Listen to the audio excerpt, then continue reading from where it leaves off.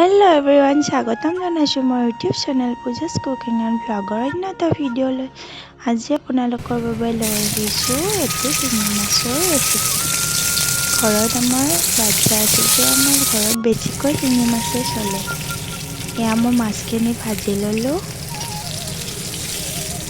একদম চিম্পুলকৈ বনাম যাতে শিশুৱেও খাব পাৰে। আমাৰ ঘৰত যিহেতু গুণ আছে সেইবাবে আমি সকলোৰে কাৰণে বনাইছোঁ একদম চিম্পুলকৈ যাতে সিও খাব পাৰে।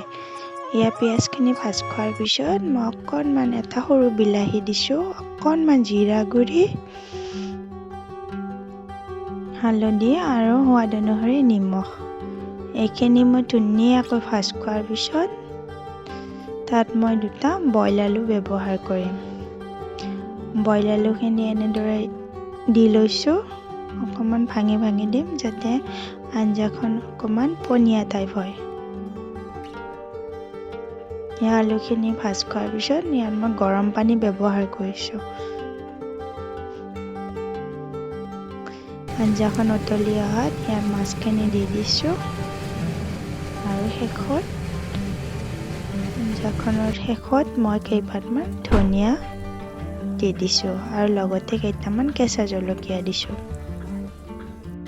এইখন থালি গুণৰ হয়, অকণমান ভাত, ফ্ৰেঞ্চ বিন ভাজি আৰু মাছৰ জোল। আপোনালোকেও খাই চাব। যদি ভিডিঅ'টো ভাল লাগিল প্লিজ ছাবস্ক্ৰাইব কৰি দিব, লগতে এটা কমেণ্ট কৰি দিব।